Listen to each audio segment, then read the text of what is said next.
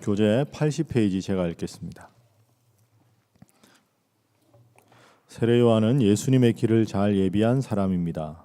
그는 요단강 부근에서 죄 사함을 받게 하는 회개의 세례를 전파했는데 외식적인 종교 생활에서 벗어나 회개에 합당한 열매를 맺을 것을 강조했습니다. 이로 인해 사람들은 세례 요한을 그리스도라고 생각합니다. 하지만 요한은 물로 세례를 주는 자신이 아니라 성령과 불로 세례를 베푸실 그리스도께서 오실 것을 명확히 증거합니다. 이후 예수님도 세례 요한에게 세례를 받으심으로 이 땅을 구원하시기 위한 하나님의 뜻에 순종하십니다. 후반부에는 요셉으로부터 하나님께 이르는 예수님의 족보를 기록하고 있습니다. 이를 통해 인간 역사 속에 나타나는 하나님의 구원의 경륜을 잘 볼 수 있습니다. 그래서 이 누가복음 3장 오늘 읽은 말씀은 예수님의 그 본격적인 공생애를 시작하시기 전에 준비 과정이다, 이렇게 생각을 하시면 됩니다. 그래서 예수님께서 공식적으로 사역을 시작하시기 전에 예수님보다 먼저 와서 예수님의 길을 예비했던 세례 요한에 관한 기사가 앞부분에 등장합니다. 그리고 예수님께서 세례 요한에게 세례를 받으셨다 하는 장면이 나오고, 뒤에 예수님의 그 정통성, 그분의 정당성을 언급하기 위해서 이제 족보가 뒷부분에 등장하고 있습니다. 오늘 이 본문을 통해서 우리가 기도해야 될 교훈과 기도 제목을 살펴보겠습니다. 첫 번째로 우리가 이 새벽에 기도할 것은 주님 늘 회개하게 하소서, 이렇게 기도해야 합니다. 주님 늘 회개하게 하소서. 예수님께서 사역을 시작하시기 전에 세례 요한이 먼저 활동을 하지요. 그런데 세례 요한의 모든 사역의 중심에는 회개하라, 회개하라 하는 것이었습니다. 그리고 마가복음에 보면 예수님께서 공생애를 처음 시작하실 때도 때가 찼고 하나님 나라가 가까웠으니 회개하고 복음을 믿으라, 이렇게 말씀하셨습니다. 자, 우리 8절 말씀 한번 보죠. 자, 8절 함께 읽습니다. 시작. 그러므로 회개에 합당한 열매를 맺고 속으로 아브라함이 우리 조상이라 말하지 말라. 내가 너희에게 이르노니 하나님이 능히 이 돌들로도 아브라함의 자손이 되게 하시리라. 아멘. 회개한다 하는 것은 우리가 쉽게 생각하면, 우리가 우리 마음을 생각하면 마음속에 하나님의 말씀으로 채우고 하나님 뜻으로 채워서 그 뜻대로 살아가는 게 신앙생활이죠. 그래서 우리가 생각도 하나님 원하시는 대로, 마음의 의지도 하나님 원하시는 대로, 실천도 하나님 원하시는 대로 그렇게 살아가게 해달라고 우리는 새벽마다 나와서 기도합니다. 그런데 그 전에 해야 될 게 있죠. 우리의 마음속에 뭔가 다른 게 가득 차 있으면 그것을 다 씻겨내고 드러내야 하나님 말씀이 우리 속에 들어오지 않겠습니까? 그래서 회개라고 하는 것은 쉽게 표현하면 우리의 마음속에 주님이 아닌 다른 것으로 가득 차 있는 것을 드러내는 과정. 깨끗한 용기에다가 새로운 걸 담아 먹으려면 거기 원래 담겨있던 지저분한 걸 설거지해서 싹 씻어내야 거기다가 새로운 걸 넣어서 먹을 수 있듯이 우리의 마음속에 내가 주인 삼은 모든 것을 다 씻어내는 과정이 회개입니다. 그래서 단계를 생각해 보면 회개, 영접, 믿음, 이렇게 되겠죠. 내 생각으로 가득 차 있는 내 마음속의 모든 것을 벗어버리고 그 다음에 주님을 온전히 영접하고 주님으로 가득 채워가는 믿음 생활. 그래서 회개, 영접, 믿음. 그러니까 세례 요한이 예수님께서 오셔서 하나님 말씀을 전하면 받아들여야 되는데 이미 다른 것들이 가득 차 있으니까 그것을 깨끗이 씻어내라. 그게 회개입니다. 그리고 그 회개한 것의 가장 중요한 예식이 세례가 되는 거죠. 세례가 뭡니까? 씻을 세자죠. 우리의 죄를 씻는다. 내 마음의 주인 삼은 것을 다 씻어낸다. 설거지를 하고 주님으로 채운다. 이렇게 됩니다. 그래서 여러분, 제가 교회 부임하고 나서 작년부터 기억을 한번 해보시면 예배 순서가 일부 바뀌었습니다. 제일 많이 결정적으로 바뀐 게 뭐냐 하면 앞부분에 찬송 부르고 나서 그 고백의 기도를 하는 장면입니다. 앞에 인도하시는 목사님께서 우리 전체가 회개할 기도를 하고 하나님과 여러분만이 아는 기도를 함께 한 1분 하고 그 다음에 사죄의 선언을 하고 그 다음에 장로님들께서 기도하십니다. 여러분 그게 아주 중요한 순간입니다. 왜냐하면 이제 하나님 말씀을 듣는 설교를 듣기 전에 우리의 마음속에 가득한 있는 모든 것을 다 씻어내야 하나님 말씀으로 온전히 채워지는 거죠. 근데 교회를 그냥 왔다가 그냥 가도 우리의 마음 가운데 기쁨과 감사가 없는 것이 오기 전에 그 마음 상태가 예배 드리고 나갈 때하고 똑같기 때문입니다. 그래서 예배학적으로는 우리 신일교회가 원래 드리는 예배 형식도 맞고 우리가 지금 하는 예배 형식도 많이 예배학적으로 권장하는 순서라 일부러 그렇게 넣었습니다. 그러니까 여러분은 예배하러 오셔서 순서가 다 중요하지만 그 순서가 특별히 중요합니다. 그래서 우리 마음속에 모든 것을 다 씻어내야 하나님 말씀으로 온전히 채워질 수가 있는 것이죠. 그리고 우리 장로님과 제가 이제 5분 전에 보통 밑에서 기도하고 요 제일 앞에 여기 앉지 않습니까? 여기 앉아서 잠깐 기도하고 여러분들하고 정시가 되면 올라갑니다. 제가 여기서 뭐라고 기도하겠습니까? 제가 항상 기도하는 게 있습니다.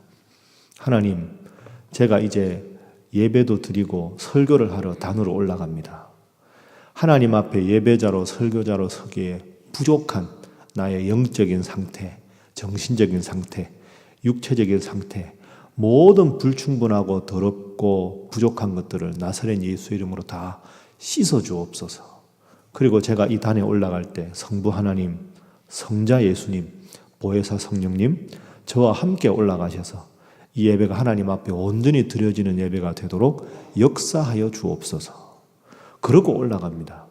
여러분 이게 참 중요합니다. 그래서 여러분이 다음에 예배 인도를 하시거나 아니면 구역 예배 인도를 하시거나 나와서 뭔가 해야 될 때는 제가 여러분 앞에 방금 소개한 기도를 꼭 하셔야 합니다.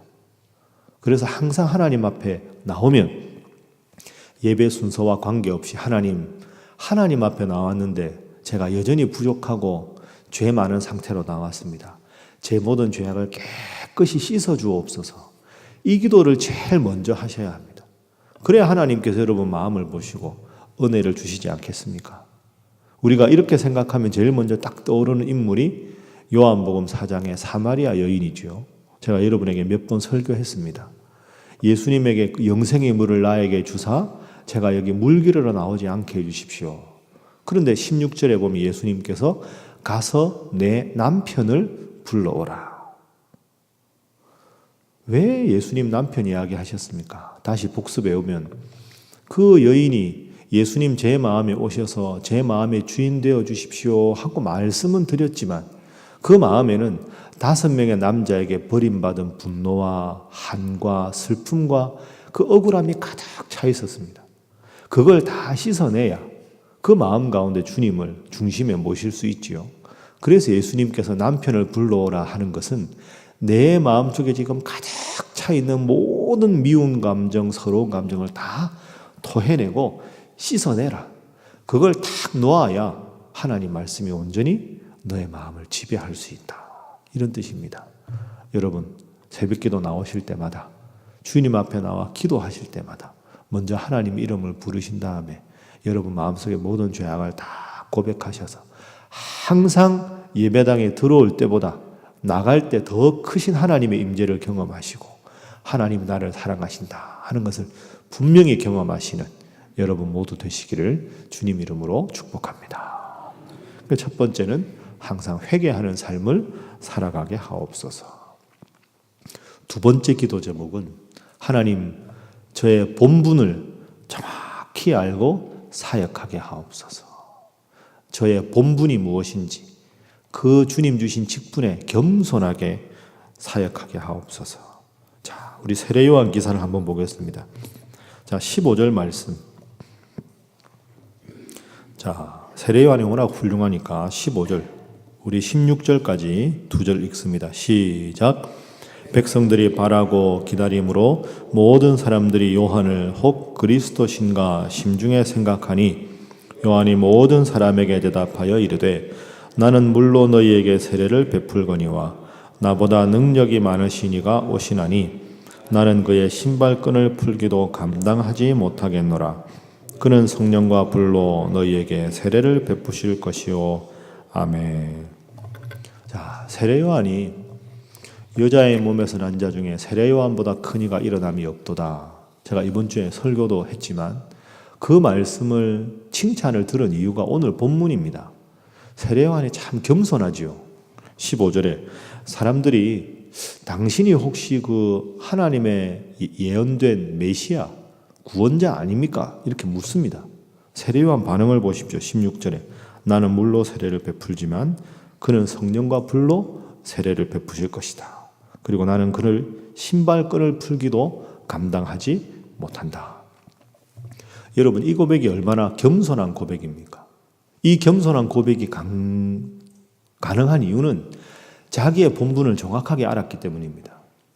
세례 요한이 하나님께 받은 본분이 무엇입니까? 예수님을 백성에게 소개하는 겁니다. 주인공은 예수님이지요. 그 예수님을 소개하는 사회자에 불과한 게 세례 요한입니다. 그러니까 세례 요한이 예수님의 칭찬받은 가장 중요한 이유는 처음부터 끝까지 자신의 본분을 정확하게 알고 그 본분에만 충실했기 때문입니다. 단 한순간도 그 본분을 뛰어넘어서 행동한 적이 없습니다. 세례 요한 기억해 보십시오. 이번 주에 설교한 대로 사가랴의 아들입니다. 제사장 가문, 예수님보다 6개월 먼저 태어났고 제자들도 먼저 있었고 그리고 인지도도 더 높았고 경력도 화려했습니다. 그러니까 사실은 세례 요한은 예수님보다 더 백성들에게 인기가 있는 사람입니다. 그런데 세례 요한이 뭐라고 합니까?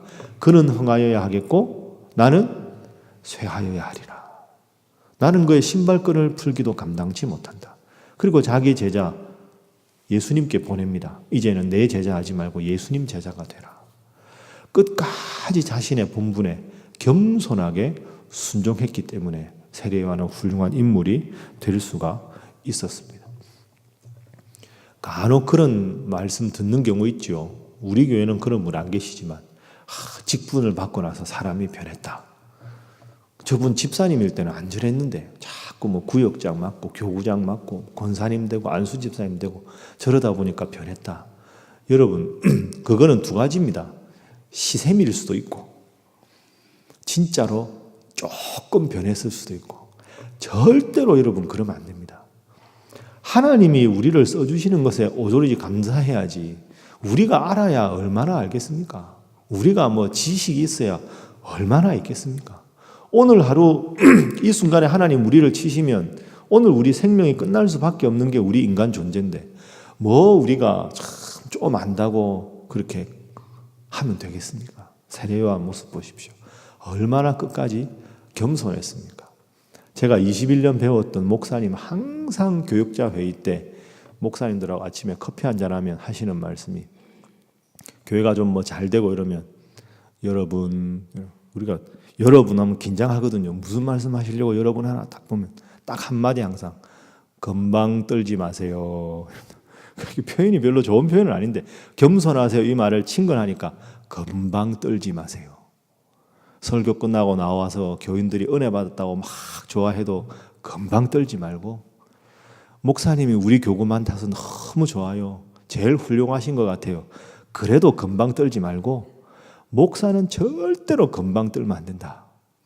다 하나님 우리에게 은혜를 주셔서 오늘도 일하는데 종이 무슨 금방을 떠나. 항상 그렇게 말씀하셨는데 이게 조금 표현이 그런데 정말 맞는 말씀 아닙니까?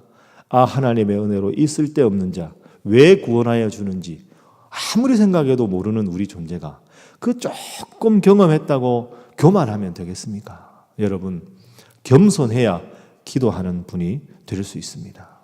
겸손해야 새벽기도 나올 수가 있는 겁니다. 그래야 하나님 도움 없이 살아갈 수 없다는 게 이 시간 나와서 기도하는 것 아니겠습니까? 세례 요한처럼 죽음의 그 순간까지 자신의 본분을 정확하게 알고 겸손하게 순종했던 것처럼 여러분 모두 겸손히 주님 주신 직분 잘 감당할 수 있기를 주님 이름으로 축복합니다. 자, 마지막 세 번째로는 늘 순리대로 주님 뜻에 순종하게 하소서. 순리대로 하는 말이 중요합니다. 자, 우리 21절 한번 보시죠. 21절, 22절 읽습니다. 시작. 백성이 다 세례를 받을새 예수도 세례를 받으시고 기도하실 때 하늘이 열리며 성령이 비둘기 같은 형체로 그의 위에 강림하시더니 하늘로부터 소리가 나기를 너는 내 사랑하는 아들이라 내가 너를 기뻐하노라 하시니라. 아멘. 예수님께서도 세례를 세례 요한에게 받으셨습니다. 논리적으로 생각하면 예수님 세례 받을 필요가 없습니다. 죄 없으신 예수님께서 죄 씻음의 예식인 세례를 왜 받으셔야 하겠습니까? 그런데 세례 요한이 지금 세례 주는 모든 사역은 하나님의 사역입니다. 그러니까 예수님도 그 당시 하나님의 사람인 세례 요한의 세례 사역에 순종함을 통해서 자신의 사역을 시작하신 것이죠. 이게 다 순리대로 하는 겁니다. 하나님 뜻에 따라 하나님 질서에 맞게 세례받을 필요가 없지만 그 권위에 순종하시고 예수님 세례를 받으셨다. 늘 그런 질문 여러분 많이 하시죠. 하나님의 뜻을 어떻게 분별합니까?